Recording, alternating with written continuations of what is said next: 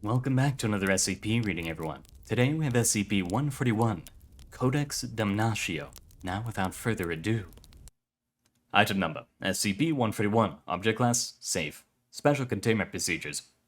When not in use, SCP-141 is to be stored inside a locked safe at Site-76. Access to this safe requires Security Level Clearance 3 or higher and written approval to use SCP-141. When SCP-141 is in use, either for implementation in accordance with Foundation goals or for research purposes, it is to be kept within the possession of the assigned researcher at all times. Failure to account for SCP-141 will result in a severe reprimand. While SCP-141's danger to the Foundation appears limited, it could still be a tempting target for certain subversive groups or opportunistic users. For this reason, SCP-141 is to be checked out for no more than 1 week at a time. Description: SCP-141 is a small, leather-bound codex dating back to Roman times, easily carried in one hand. Despite its great age, it never requires any additional signs of wear and tear beyond a somewhat aged-looking cover. Its thin papyrus pages are always crisp and so far have proven difficult to tear from the codex's binding. All attempts at radiocarbon dating have failed. The judgment of SCP-141 as being Roman in origin was initially based upon its appearance, but later confirmed through extensive research using SCP-141 corroborated by historical records. The title is apparently Codex Damnatio, based upon the text on its spine. SCP-141's pages are written in Roman Republic-era Latin.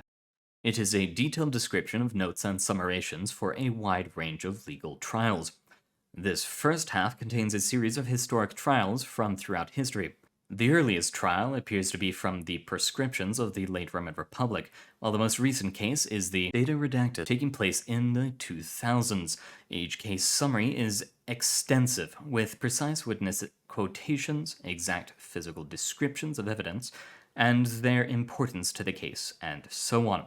The Codex actually contains far more legal cases than its 150 pages could possibly allow. A reader must make a detailed reference to a range or specific case to discover if it is listed inside. If it is, the pages will transform into those relating to the specific case.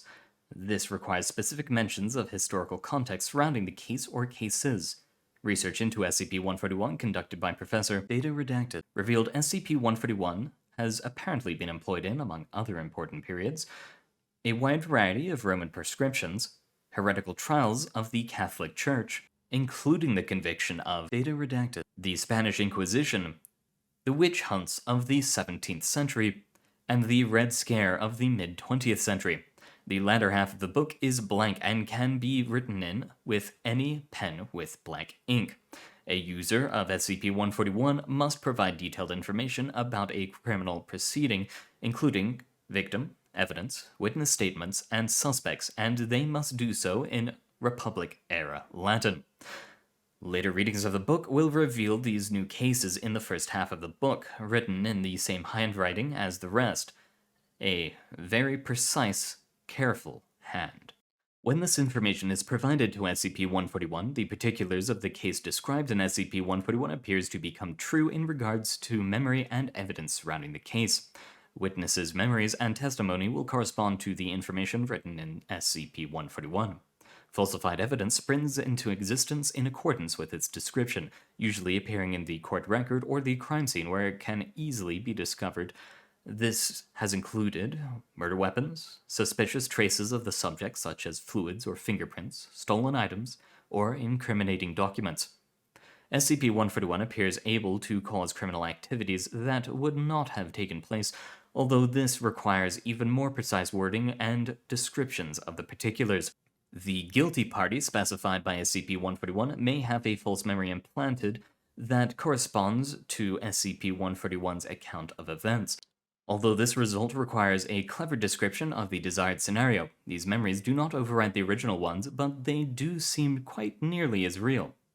Care must be taken by all users to ensure as many loopholes are closed as possible. SCP-141's falsifications will stand up to all but the most critical of examinations, but it will only produce precisely the memories and evidence written inside. While it appears to prejudice the court against the guilty party, this is not false proof.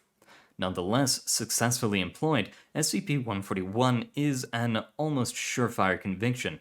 Even in the event of exoneration, guilty subjects will often still be ostracized and viewed as guilty by influenced witnesses and law enforcement personnel, who, in some cases, data redacted.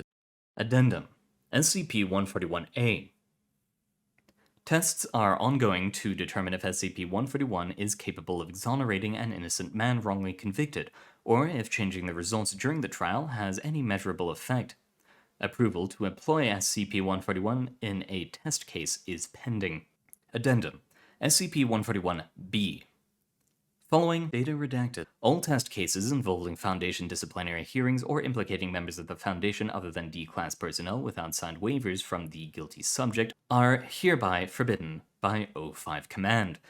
Violation of this new security protocol shall be dealt with harshly. Well, this is utterly horrifying to me. We already have so many false convictions and so many justice systems. This would only cause so many more.